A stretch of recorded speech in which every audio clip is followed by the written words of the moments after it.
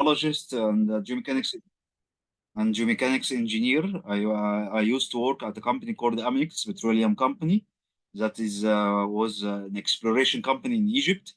I have started the geomechanics project with them 2016. After then, I have a privilege to do the geomechanic course in Egypt, all over Egypt. The geomechanic instruction for multiple companies like Apache, Petrobel, Eni, also another huge companies here in Egypt, and Agiba. So here for this 1 hour workshop, we will take 45 minutes just refreshment and brainstorming on geomechanics. And after then, we will have 15 minutes questions. And also we will have our in-depth detailed course. I think Nikhil will be in 22 of October. I'm right, Nikhil? Okay, so if anybody will need to join this course, it will be 22 of October this month. Okay, so geomechanics is mainly a science that focus on how to avoid mistakes or problems that arise during drilling. Okay, geomechanics is mainly an integrated science that accompanied or merge multiple discipline. Okay, this discipline mainly is structural geology, rock mechanics, drilling, petrophysics, and geophysics, but mainly focus on structural geology and rock mechanics. Okay, so this is the outline of our course, but we will not cover this issue right now. We just have a brainstorming, and it will be just an interactive session with all of us, and also we will describe this agenda or content in details in our course. Okay, so in our course we will have introduction to geomechanics. We will cover importance of geomechanics. We will cover tectonic stress field and how to calculate overburden stress or lithostatic stress. We will cover the drilling basics for geologists, what we will need to know from the link, like equivalent static density, equivalent circulating density, swap, surge, rate of penetration, weight on bit. We also need to know the most popular term which is used for calculation of pore pressure on site, which is the D exponent, and how to calculate the D exponential. Okay. After then, in our course, we will have a session on pore pressure and fracture pressure. We will determine or define the pore pressure and what reasons are causing overpressures. Okay, definition of fracture pressure and fracture gradient. How to estimate, not measure, and estimate the pore pressure and fracture pressure from well logs. How to calibrate this data using real data like leak of test, extended leak of test, and frac. Okay. After then, we will talk about mechanical earth properties. This is how we the content we will need to define the strengths and the mechanical properties of the rock that we are drilling. We will talk about the basic constitutive law, estimating the mechanical earth properties, which are mainly are divided into terms, which are the static moduli and the dynamic moduli. Okay, and what we will measure and what we calculate. Let's say what we measure in the well is we are measuring the sonic velocity.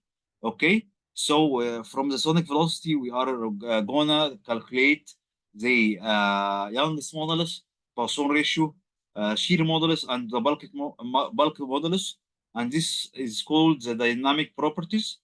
Okay.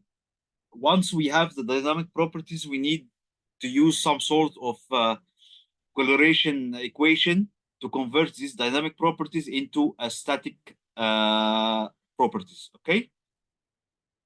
After then, we will talk about the rock strength and isotropy. After then, we will talk about fault friction and cluster strength. After then, we will talk about the stress orientation, how to measure stress orientation, because as you know, the geomechanics are dealing with stresses that are acting on Earth on that moment that we are talking right now. These stresses have two main components. The component which is the magnitude, the value, and the component is the direction in which they are in which they are acting on the rock. Okay, so there are some tools that we use as chemical engineers to know this direction. Like we will use the earthquake data like earthquakes that happen in Earth, data like well-logged data like for Alm caliper and FMI, data like dipole sonic or what we called it a DSI. Okay. After then, we will talk about how to measure stress magnitude, how to calculate stress magnitude. Actually, we will talk first about mode of failure. We'll talk about Wellbore failure in vertical wells, Wellbore failure in deviated wells, estimating stress magnitude, and we will talk about hydraulic fracking and how to calculate the SH minimum from hydraulic frac data. Okay. After then, we will talk about the application of geomechanics to drilling, trap integrity, and induced seismicity. We will talk about more column and pore elasticity, the most popular modes of failure that are being used to calculate the SH minimum and the SH maximum. Okay, we will talk about again how to plan a well. We will talk about what we called it WBS, Wellbore sensitivity analysis, and how to place our well in the right direction, the direction with no problem. But the term "no problem" is not right. Let us say the direction with less problematic. Okay, because every direction will have a problem if we are not using the sufficient mud weight to overcome this problem. Okay. After then, we will talk about mitigating sand production. After then, we will talk about this seventh session. We will talk about the application of reservoir depletion. We will talk about structure permeability and isotropy. Okay, and this is the term is related to the trap integrity, and this is a term who will describe even though if you have a fault that is making your reservoir against a shale zone, as this fault can be a leaking fault, even though it is a sealing fault from the perspective of fault seal analysis. Okay, so this is our agenda, our content in geomechanics that I've being for every course that I have conducted right now for over I think of over 10 years right now. Okay, let's have a story. The story that arises that geomechanics is a very important challenge at Schlumberger website. I think in 2013, 14, the three companies, major companies like Schlumberger, Halliburton, and Baker Hughes, they are having this challenge in geomechanics. Nowadays, this challenge have been shifted toward another challenge, which is mainly related to green energy and geothermal and the use of geomechanics in this green energy. So this is the issue that or the passion that led me to study and focus on geomechanics. Okay. After then, this challenge, as I've said previously in the previous slide, this challenge have been uh, switched to another challenges that is being mainly related to the clean energy and using more greener energy or greener source of energy. Okay. Also, we have a carbon dioxide storage. Like I think you have heard this terminology, carbon dioxide storage, and also about geothermal energy as a source of this new energy, okay, for greener. And we will study in our course how to use geomechanics in this two discipline, okay. Mechanics is a term that is being related, or nowadays they are now focusing on geomechanics as it's can be cost saving to our well constructions. Okay, this is quote from Shell, like 6 billion USD dollars plus. It is the annual cost to industry. Almost 200 million of them is related to Wellbore instability costs. Okay, like complete losses, like drilling stuck, like sand production in our production site, and everything like this. Okay, so as I have already said to you that the geomechanics is mainly related to collecting data from different discipline. So you need to have knowledge about this discipline, but the major discipline, or it is the 70% who focuses or making the geomechanics discipline is the structural geology and rock mechanics. Okay, after then it comes petrophysics, geophysics, and after then we will have our drilling and reservoir engineering. Okay, this is our slide. I think this slide will collect all the use of geomechanics in term of production and exploration. Okay, so we have here our drilling well, exploratory well. Geomechanics can help us in determining our casing points, where to set our casing points. Also determine our zone of overpressure zone in order to increase our mud weight in this zone. Geomechanics will help us in order to mitigate or avoid wellbore instability in deviated wells like stuck pipes and something like that, and also the loss of circulation issue. Also, geomechanics will help us in well interventions like how to in which direction will be the optimum or spot direction to have our hydraulic fracture, okay, and also in our completion integrity that to prevent any sand production that can have a problem. And in this case, I'm not talking about using gravel back or sandbags. This in geomechanics, I'm talking about solution.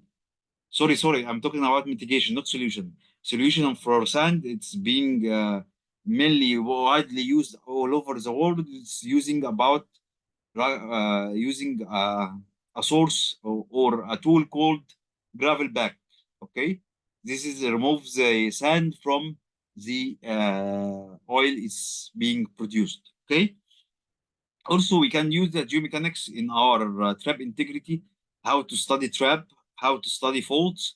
Okay, also we can use geomechanics in fractured reservoir in order to spot the most optimum direction to intersect this fracture. Who is the who which direction of this fracture is the spot fractures or the open fracture in order for us to drill perpendicular to this fracture. Also, geomechanics will help us in case of any reservoir collapse or reservoir compaction, or cases of induced seismicity, and the cases of faults that have been moved.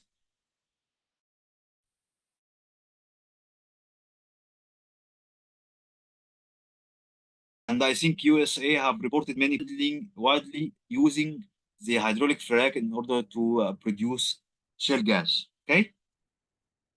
So the geomechanics is mainly related to the three principal stress in order we need to determine their direction and their magnitude. We have here the vertical stress. We have here the two horizontal stress, but we have one which have magnitude higher than the other, which is called SH maximum, and the lower magnitude is called SH minimum. We have UCS. What is the UCS? UCS is called unconfined compressive strength of the rock itself, the strength of the rock that can held before failure. Then we have our pore pressure, okay, which is a pressure exerted by fluid found in the pores of the rock. Okay, in order for us for geomechanics, in order to have a very stable well, as a driller or a geomechanics engineer, we need to drill our formation with suitable mud weight in order not to have these two issues, in order not to have kick, also in order not to have loss of circulation. Okay. Kick is mainly arise from that our mud weight that we are drilling with in our well is way too low than the formation pressure. So the formation pressure will come in the annulus of the well and push our mud back to the surface. So it's called a backflow, okay, a kick, okay. And contrary, the loss of circulation is related to when I have my mud weight is way or exceed our what we called it a fracture pressure. Okay, this mud weight can induce a fracture in the rock, and the mud goes into this fluxion, so I lose what I have in this annulus of the mud. So I have what we call it a loss of circulation.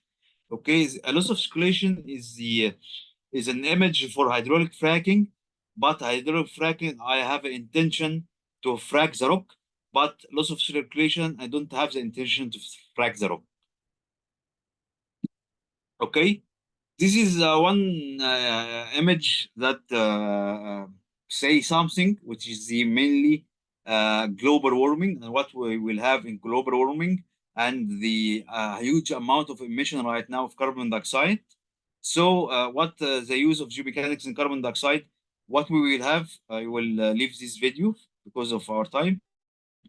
Carbon dioxide mainly is related to is capturing the carbon dioxide emitted from any source that emits carbon dioxide and inject this carbon dioxide inside the rock through what we called it injection well. Okay, so in order to have a suitable study of our reservoir, we need to see to what extent that the cap rock above the reservoir will hold the pressure of the injected carbon dioxide before it will be frac, or in case you have any nearby faults, if these faults can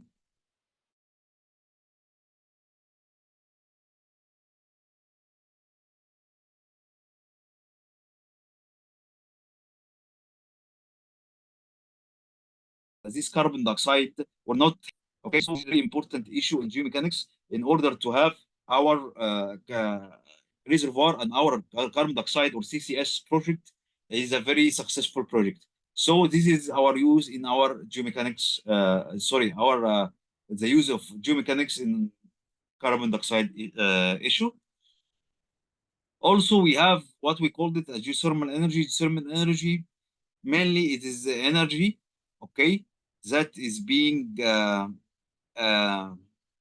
let's say what the geothermal energy. Geothermal energy it is the energy of fluids, mainly water, that is being heated by the source of magma inside the earth surface. So I will produce this heated water through production well.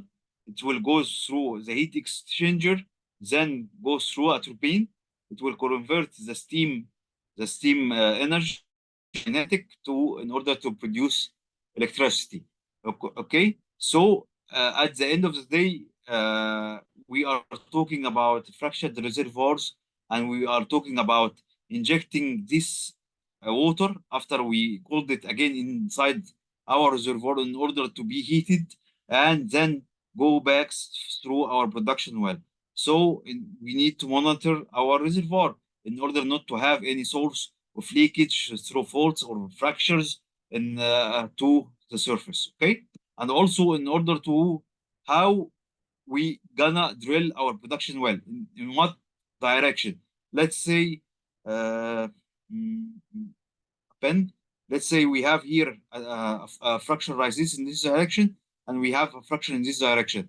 Which direction, according to the SH maximum, okay, will be the most suitable to drill our well? Is it uh, is it the intersection of this fracture or the intersection of this fracture? Which science will determine this issue? It will be the science of geomechanics. We need to determine the direction of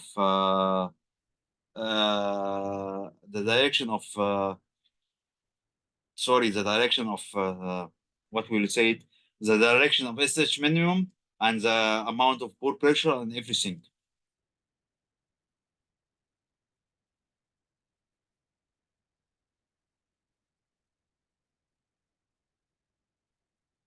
Okay, so this is an image for geomechanics from the temperature, the distribution of temperature around the world.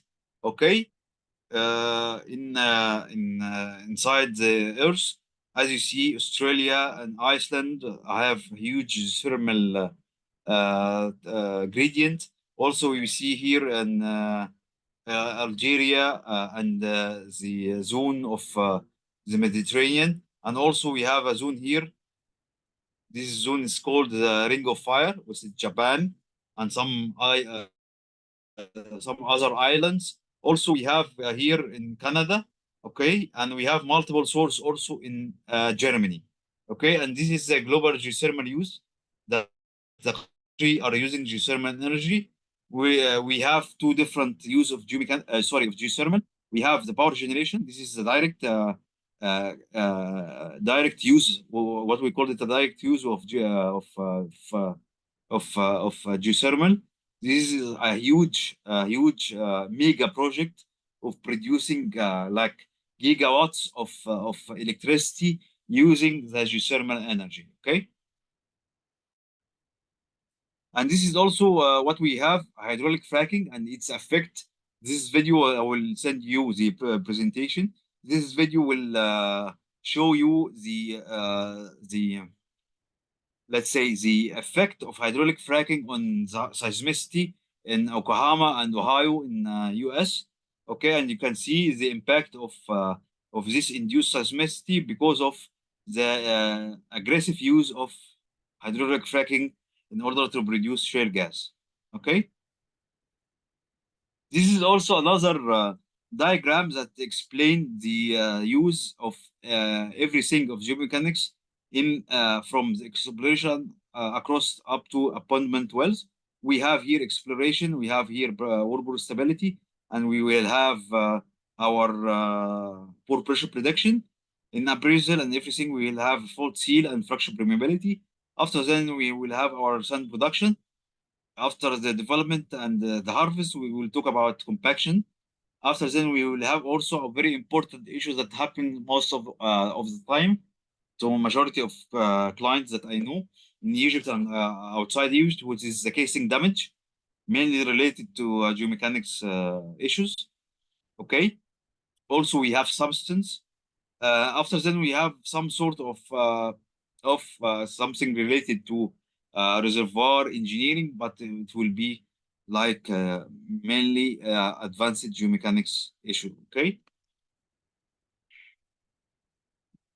So as I've told you earlier, what we will have here, we will have here like the functional area that we need to drill our well without any problems. Okay, in case our mud weight is way too high than the fracture gradient or the fracture pressure, we will have mud losses.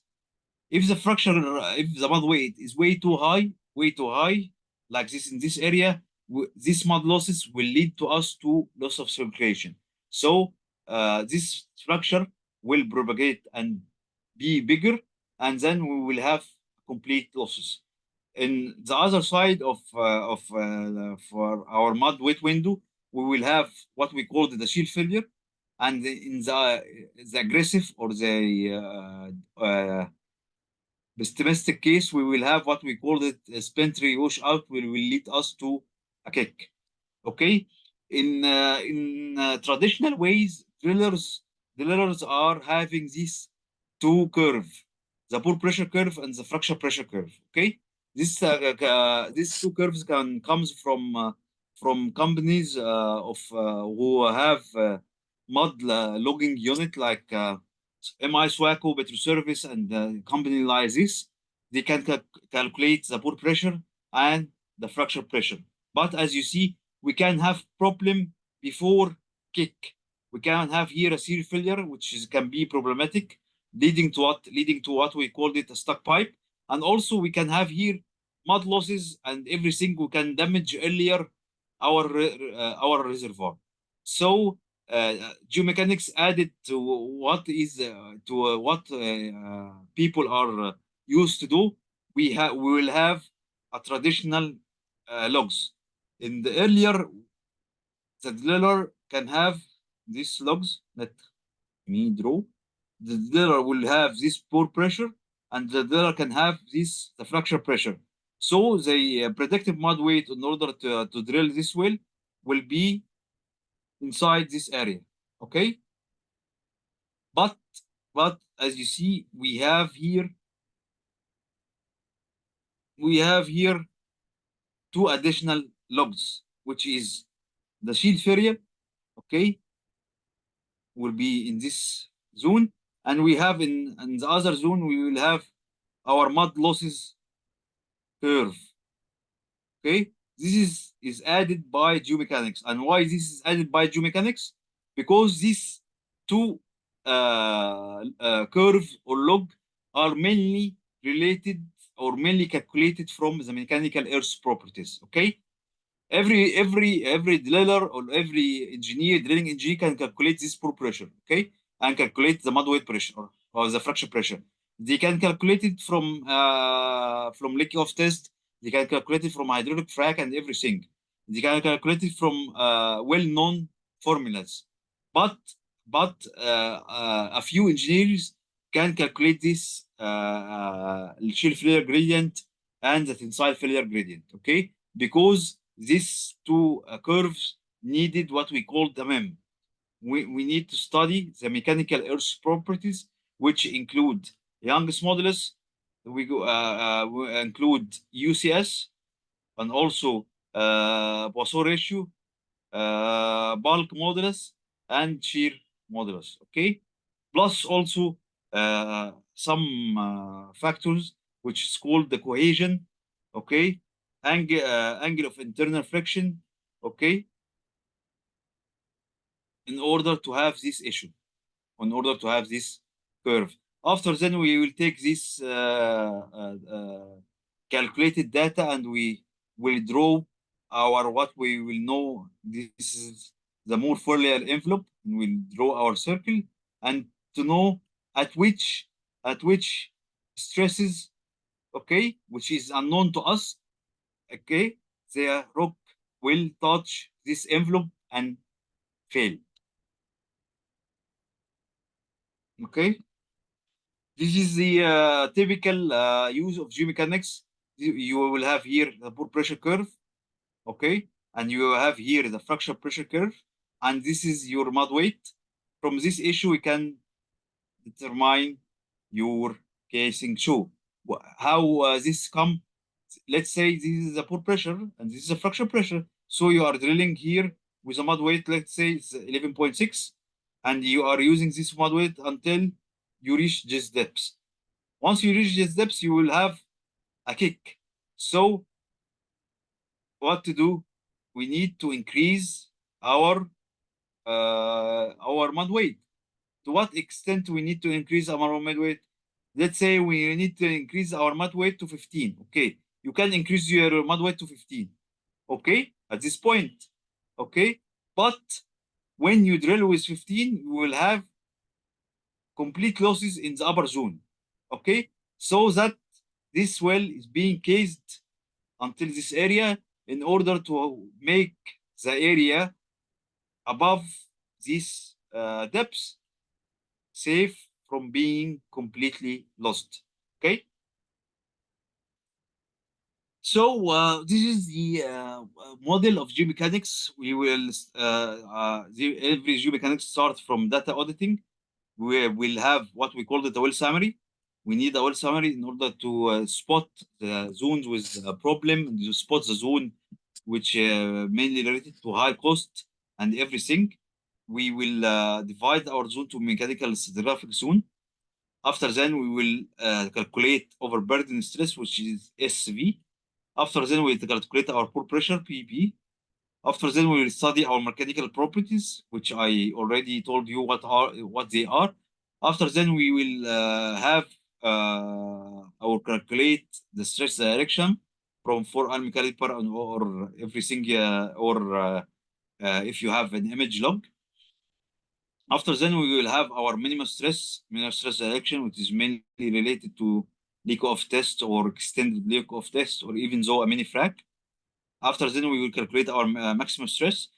After then, we can calculate our failure analysis. Okay, let me tell you something. In rock mechanics, uh, uh, engineers, we have already experience with structural geology and rock mechanics. In rock mechanics, we will take our rock sample in the lab, and we apply stresses on this sample, and we spot at which stress this sample will fail. Okay, this is called a forward modeling. A forward modeling. We have the sample, we go to the lab, we apply stress on it, and we spot the stress at which this sample have failed. Okay. In geomechanics, we will doing a back backward modeling. Okay. We will talk about knowing the stresses. Okay, from sonic data, from porosity, and from rock stress and everything, and we will test at which stresses this rock will fail. Okay, we will now have our strength of the rock, we have the mechanical properties. Okay, and we will test at which stress this rock gonna reach its failure envelope. This is called a backward modeling. Okay, in case we have we have shale and we are dealing with shale, we will have what we called it anisotropic earth properties, not just a mechanical earth property, but anisotropic. And in a hurry, anisotropic properties means that the properties of the rock is not same in all direction. Okay, rocks are always heterogeneous material. Okay, they have different properties in different direction, especially shale. Okay. After then, we will have our wellbore trajectory analysis, and then if you have further investigation in geomechanics, we will talk about slip tendency and dilation tendency and trap integrity. Okay. Let's we will finish this slide, and this will be our last slide in this teaser presentation. So the data we'll use in geomechanics is regional stress, regional tectonic, overburden stress, pore pressure, least principal stress, which is called SH minimum, stress orientation, how to assess the whole bore failure, how to know the faults, fractures, and bedding, how to know rock strength. Okay, for overburden stress, we can calculate it from density log. Okay, pore pressure, we can calculate it and measure it from well test. For RFT, it is the tool, pressure tool for Halliburton called RFT, which is called RFT. It's called repeat formation tester. For Schlumberger SLB, they called it XPT. Okay, or called it MDT. Okay, express pressure test tool, MDT, molecular dynamic tester. Okay, For breaker use, I don't remember the abbreviation. Okay, but it's a tool also already for measuring the pore pressure inside the well. Stress orientation, we can have it from 4 or 6 arm caliber rods. Whirlpool failure, we will have image data and acoustic data. Fault and fracture also from the image and acoustic data. Rock strength can be calculated from petrophysical data or lab test if you have any core data that comes from this well and you have conducted any triaxial test in the lab, you can have a real number on the mechanical earth properties. Okay, bedding and the structure of the rock and why we are studying bedding and structure, especially in case of shale, because shale can act different, can act strong in a direction and can act weak in other direction. Okay, and also please, the shale, it's the same shale, the same formation and the same depth, but it depends on what we called it angle of attack. Okay, so thank you for this fast and huge teaser. So I will be waiting for any let's say any question and brainstorming from your side.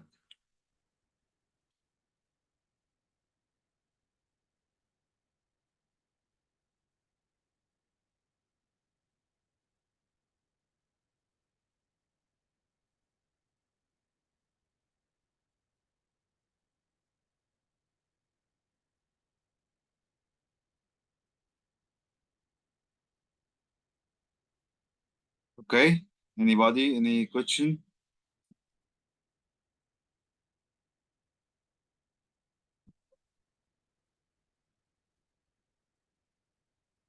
Anybody have any question?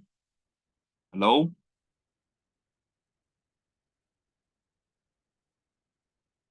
hello.